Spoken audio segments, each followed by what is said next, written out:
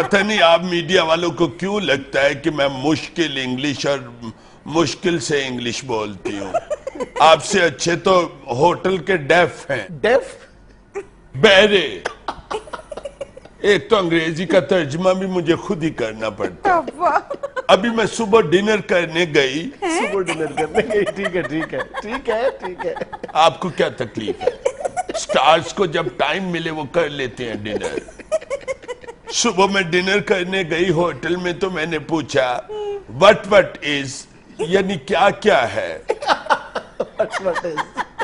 तो उसने यानी डेफ ने बताया ऑल सम इज, सब कुछ है। Some is. मैंने कहा हेड फुट इज, सिरी पाए है। अच्छा। उसने कहा इज। मैंने कहा फिर लिया मेरा मुंह की वेखन दे। जब मैंने 1 प्लेट खा ली तो मैंने उसे बुलाया, मैंने कहा एंड इज, और है। आगे से कहता है नो फिनिश। फिर मैंने कहा ब्रिंग 1 ओपन माइंडेड बोतल। ढक्कन खोल के बोतल ले आ।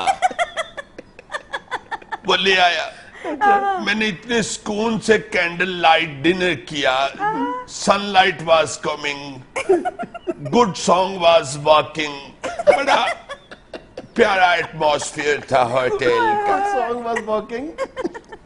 गाना चल रहा था। डेफ ने फिर आके मुझसे पूछा मैडम एंड सम, और कुछ? I said no handsome, go and bring the mathematics. Mathematics साहब लेके आ।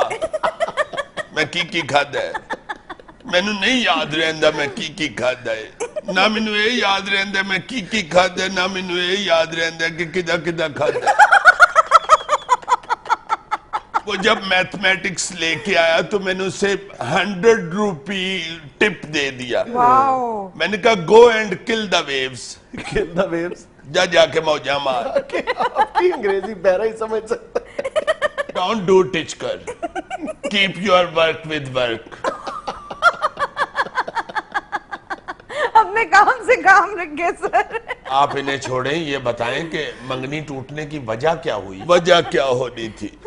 बस मिसेस थंब गुम गई। Mrs thumb? ओ जाहिला, थंब अंगूठा, मिसेस थंब अंगूठी। बस एक मिसेस थंब के पीछे उन्होंने मेरी इंसल्ट शुरू कर दी। Then I became straight with them. Straight with them? हाय सीधी हो गई। मैंने कहा व्हाट इज योर टाइमिंग, तुम्हारी औकात क्या है? मुझ पर कीचड़ जंपिंग कर रहे हो। Big living not. Big living not क्या है? बड़ा रहंदा नहीं। यानी अब फिर से आप रिश्ते की तलाश में हैं। यस, इसलिए मैं बाहर जा रही हूँ और कोई मुझे स्नो विंडो देखने का शौक नहीं। Snow window? बर्फबारी।